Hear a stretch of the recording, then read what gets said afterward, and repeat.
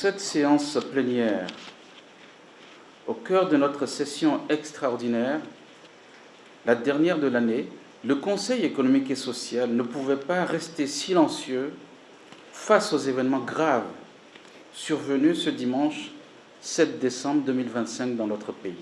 Un petit groupe de soldats mutins a tenté d'ébranler l'ordre constitutionnel.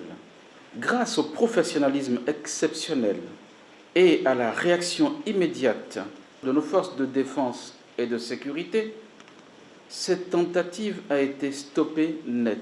La légalité républicaine a été intégralement préservée et notre pays a tenu bon. Mais au-delà des faits, je veux dire ici devant la nation tout entière, avec la solennité que commande cette session, ce qui s'est passé aurait pu mettre en péril les acquis les plus précieux de la République. Depuis des années, nous consolidons la stabilité politique, la cohésion nationale et l'attractivité économique qui font du Bénin un pays respecté. Ces acquis, nous les avons construits ensemble, avec discipline, avec effort, avec engagement, avec sacrifice. Une aventure insurrectionnelle aurait pu fracturer notre pays, briser la confiance de nos partenaires, fragiliser les investissements et surtout coûter de très nombreuses vies humaines. Le CES s'en indigne, le CES le condamne, le CES appelle à la responsabilité. Parce que la vérité est simple et dure. Dans le contexte sécuritaire régional, nous n'avons pas le droit de nous diviser. À nos frontières, des groupes terroristes attendent nos faiblesses, guettent nos divisions, espèrent la moindre faille pour s'infiltrer.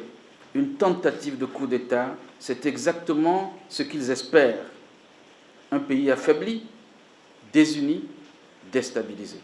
Nous ne devons pas leur offrir cette porte ouverte. Nous devons rester debout. Nous devons rester forts. Nous devons rester unis. C'est pourquoi, au nom du Conseil économique et social, nous exprimons notre soutien ferme au chef de l'État, garant de l'unité nationale. Nous réaffirmons notre confiance totale dans les institutions de la République. Nous rendons hommage à nos forces de défense et de sécurité, gardiennes de la paix et de la continuité nationale. Mais l'appel que je lance aujourd'hui va au-delà des institutions.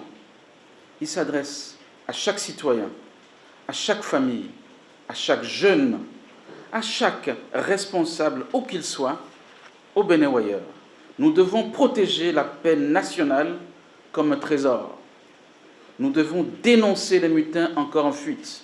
Nous devons refuser des rumeurs, refuser la manipulation, refuser la diffusion. Parce que le Bénin a trop avancé pour reculer. Parce que notre nation a trop construit pour tout remettre en cause. Parce que la paix n'est pas seulement un mot, c'est la condition même de la vie, du développement et de l'avenir. Mes chers compatriotes, un pays fort n'est pas celui qui ne connaît jamais les secousses, c'est celui qui reste uni quand elles arrivent. Le Bénin restera uni, le Bénin restera maître de son destin, car la paix et la cohésion sociale constituent notre héritage le plus précieux et le socle essentiel sur lequel s'édifie un développement durable auquel nos aspirations sont formelles et entières. Vive la République, vive le Bénin. Je vous remercie.